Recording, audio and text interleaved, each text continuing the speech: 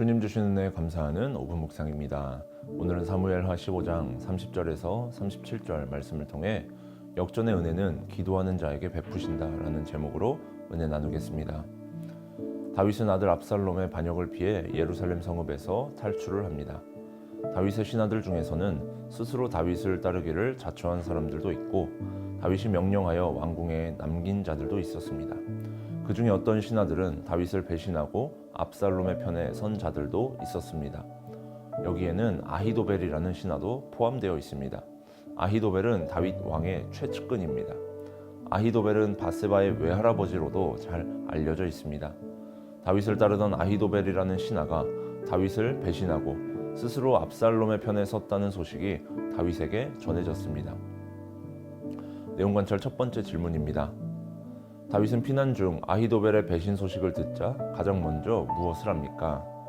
다윗과 함께하는 피난 행렬은 슬픔으로 가득 차 있었습니다. 슬픔에 잠겨 있었던 다윗에게 더 큰 아픔의 소식이 전해졌습니다. 바로 신하 아히도벨의 배신이었습니다. 자신과 함께하던 신하의 배신 소식에 다윗은 의외의 반응을 보였습니다. 화가 나기도 하고 믿고 함께하던 신하의 배신에 당장이라도 쫓아가고 싶었을 수도 있습니다. 말이나 행동으로라도 자신의 감정을 드러낼 만한데 다윗이 아히도벨의 배신 소식을 들었을 때 가장 먼저 한 행동은 여호와 하나님께 기도하는 것이었습니다. 아히도벨의 배신에 대해서는 아무 소리하지 않고 먼저 하나님께 아히도벨의 모략을 어리석게 하옵소서라고 기도하였습니다. 내용 관찰 두 번째 질문입니다. 다윗은 아히도벨의 모략을 패하게 하기 위해 후세에게 어떤 지시를 합니까? 압살롬과 배신한 다윗의 신하 아히도벨이 있는 성읍으로 들어가라 합니다. 거기서 압살롬의 신하가 되어 아히도벨의 모략을 패하게 하라, 곧 이루어지지 않게 하라라고 명령을 내립니다. 그리고 더 중요한 것은 성읍의 왕궁으로 돌아갔을 때 그곳에 함께할 자들이 누구인지 알려줍니다. 사독과 아비아달이라는 제사장이 다윗의 사람으로 왕궁에 잔입해 있었습니다. 다윗은 후세에게 그들과 함께하고 무슨 일을 하든지 어떤 이야기를 듣든지 사독과 아비아달 두 제사장과 함께할 것을 지시합니다. 그러면 그 이야기가 사독과 아비아달의 아들을 통해서 다윗에게 그 소식이 전해지게 될 것이라 합니다. 연구와 묵상입니다. 다윗은 왜 아히도벨의 모략이 실패하게 해달라고 하나님께 기도합니까? 다윗의 신하였던 아히도벨은 이제 압살롬의 가장 가까운 곳에서 자신의 뜻을 펼쳐나갈 것입니다.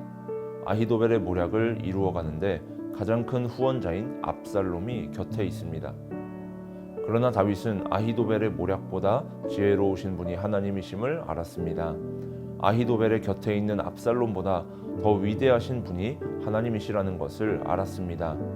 지금 아히도벨의 모략으로부터 자신을 지킬 수 있으신 분은 하나님뿐이라는 것을 알았습니다. 다윗은 지금 아무 손을 쓸 수 없는 상황에 있습니다. 그러나 그곳에서 할 수 있는 것은 하나님께 기도하는 것이었습니다. 그러나 기도를 들어주시는 하나님 한 분이면 충분하다라는 것을 다윗은 알았습니다. 느낀 점입니다. 어려운 일을 당했을 때 먼저 기도하며 하나님께 받은 지혜로 대처하는 다윗의 모습에서 무엇을 느낍니까? 내게 어려운 일이 닥쳤을 때 나는 가장 먼저 무엇을 하는가? 어떤 방법을, 어떤 행동을 하는가 돌아보게 됩니다. 나는 전능하신 하나님을 믿는 믿음으로부터 나의 말과 행동이 나오는지 돌아보면 하나님을 온전히 의지하지 못하는 나의 모습을 보게 됩니다. 가장 먼저 하나님을 찾는 것이 아니라 내가 할 수 있는 방법을 먼저 찾습니다. 내게 주어진 지혜나 능력을 최대한 쥐어 짜내서 내가 할 수 있는 방법은 다 해보고 안 되면 하나님을 찾습니다. 우리의 한계에 부딪힐 때, 우리의 한계라는 것을 인지할 때 그제서야 하나님을 의지하는 우리의 모습을 보게 됩니다.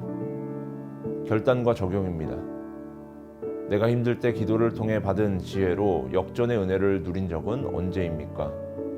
지혜를 통해 역전의 은혜를 경험하기 위해 오늘 무엇을 실천하겠습니까? 내게 어려움이 찾아왔을 때 먼저 기도하는 습관이 있어야 합니다. 그러기 위해서는 작은 것부터 실천해야 합니다. 우리는 내 힘으로 해결되지 않는, 내 힘으로 해결될 수 없는 큰 문제 앞에서만 하나님을 의지합니다. 그러나 내 힘으로 충분히 해결할 수 있을 것 같은 문제 앞에서도 먼저 하나님께 구하는 습관을 들여야 합니다. 그러면 나의 기도 가운데 일하시는 하나님을 경험하게 됩니다. 나에게 기도의 응답의 경험이 쌓이게 되면 하나님을 의지하는 마음도 달라지게 됩니다. 이전에는 한계에 부딪히면 하나님을 찾지만 이제는 더 이상 내가 가지고 있는 지식이나 정보, 기술과 이론을 찾기 전에 실제 우리의 삶에서 역사하시는 하나님을 먼저 찾게 됩니다. 이것이 하나님을 크게 보는 신앙입니다. 전능하신 하나님을 고백하는 삶의 모습입니다. 오늘날 우리에게 어려움이나 문제가 닥쳤을 때 우리는 먼저 정보를 의지합니다. 정보에 대한 접근이 너무 쉽기 때문입니다. 정보에 대한 접근성이 좋아졌다라는 것 자체는 좋은 일입니다. 그러나 문제가 되는 건 우리가 여호와 하나님을 점점 잊어버리는 것이 문제입니다. 기술의 발달로 우리에게 주어진 환경의 유익함으로 하나님을 덜 찾게 된 것은 큰 문제입니다.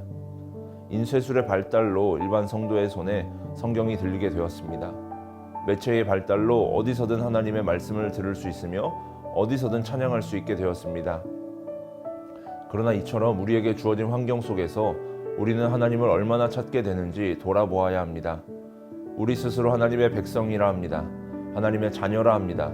그러나 우리가 매일의 삶에서 하나님과 얼마나 가까이 지내고 있는지는 우리 자신을 살펴보아야 합니다. 이 시간 함께 한 마음으로 합심하여 기도합시다. 말씀을 기억하면서 우리에게 주어진 상황 속에서 전능하신 하나님을 의지하는 믿음으로 하나님을 먼저 찾는 자가 되게 하소서. 교회와 담임 목사님을 위해서 고난주간을 통해서 죄인들을 위해서 죽고 부활하신 예수 그리스도를 기억하게 하시고 그 길을 따르는 교회가 되게 하소서. 세워주신 담임 목사님 강건하게 붙들어 주옵소서.